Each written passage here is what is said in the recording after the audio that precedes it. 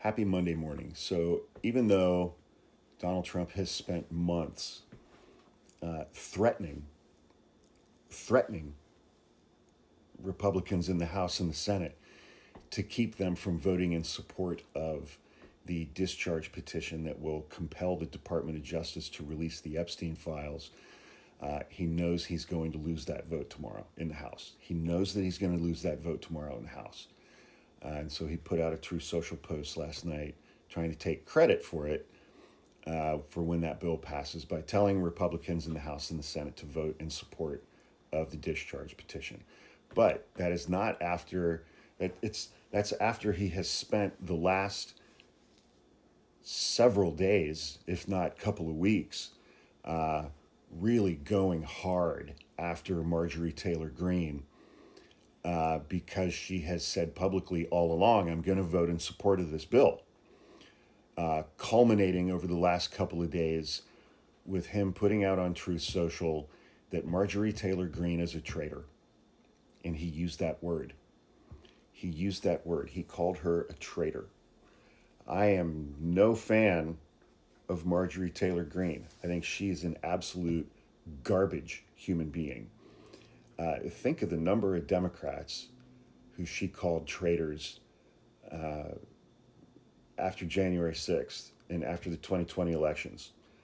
How many times did she call Nancy Pelosi a traitor for doing her job? How many times did Marjorie Taylor Greene call Nancy Pelosi a traitor? And now Marjorie Taylor Greene doesn't like that she's on the receiving end of that from the President of the United States, who up until very recently she supported wholeheartedly. She supported his efforts to overturn the 2020 election. She supported the whitewashing of January 6th and the insurrection at the Capitol. She supported the idea that him being indicted 91 times, 91 felonies in 4 separate jurisdictions was a witch hunt and that he had done nothing wrong. She supported all of those things. But now Donald Trump has explicitly called her a traitor because she's in favor of releasing the Jeffrey Epstein files to the public. So it's got to be an interesting experience for her to actually, first of all, to actually finally be on the right side of an issue. That's a big step for her.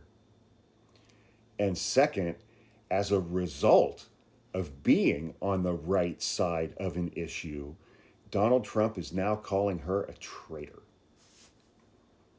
to his base, to his supporters, to his True Social followers, and apparently she's been getting death threats. That's got to be an interesting experience for her too, to be on the wrong side of Trump's base and to be put in a position where she fears for her physical safety simply because she is on the wrong side of an issue than Donald Trump. Welcome to the fucking club, Marge. I have zero sympathy for her. I have zero empathy for her. She made her bed.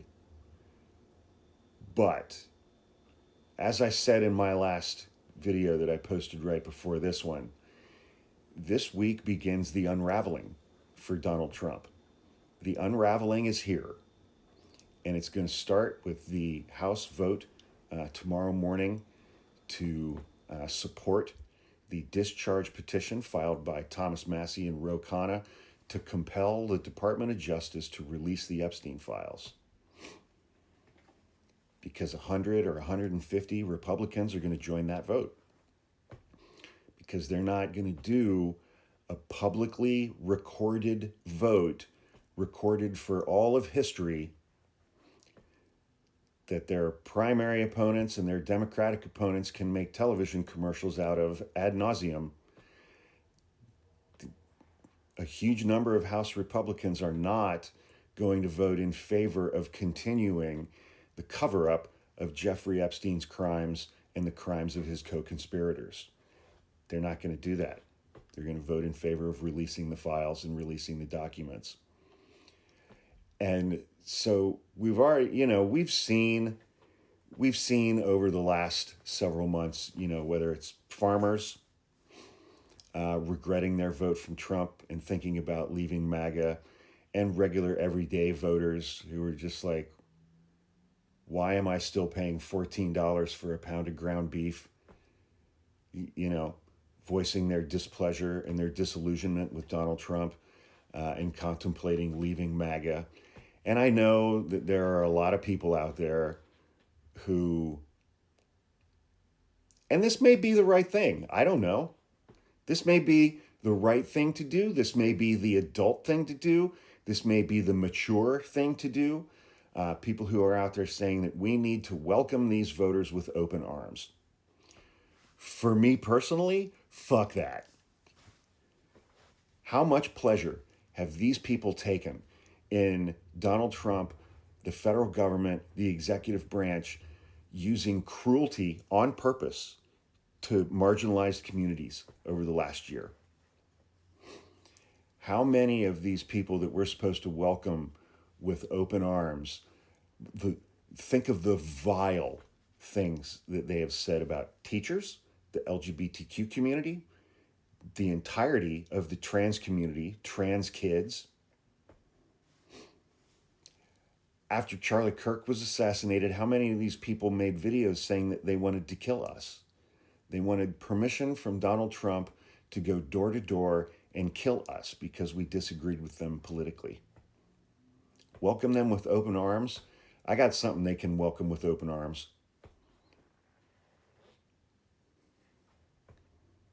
Or in Donald Trump's case, an open mouth. Yeah, fuck these people. Fuck them entirely. They were not, look at these farmers, look at these people who are being affected economically, people whose kids go to schools that have lost their IEP programs, their before school programs, their after school programs, their free lunches, because Donald Trump did away with the Department of Education because the DOE was indoctrinating our kids and changing their genders. And now those people are squawking. And farmers who are losing their farms after they voted for Donald Trump for a third time after he did this to them in their first term as well. They weren't lied to by Donald Trump. They were lied to, but it's not that they believed his lies. They weren't tricked by Donald Trump.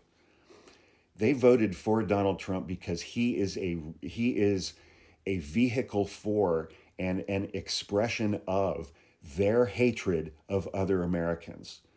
Donald Trump is an expression of their racism. Donald Trump is an expression of their misogyny, their bigotry, their homophobia, and their transphobia.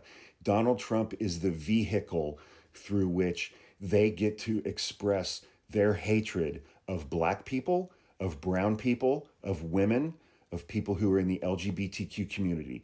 They voted for Donald Trump because he hates the same people that they hate. It was never about egg prices. It was never about gas prices. And now he is destroying all of them economically. And they're like, I was lied to. You weren't fucking lied to. You were, but you didn't care. You knew Donald Trump was lying to you, but you didn't care because he let you be your worst self. And he was an amplification of and an expression of your worst self. I've been saying this since 2016. You voted for him because you're a racist and you hate women and you're homophobic and you're a bigot. And you just put a veneer of economic concerns over all of that and said, no, I voted for him because I thought he'd be better on the economy. Bullshit. You voted for him because you're a fucking racist and you hate women and you're homophobic and you're transphobic and you hate brown people. That's the sum total of the reasons why you voted for Donald Trump. You were not tricked.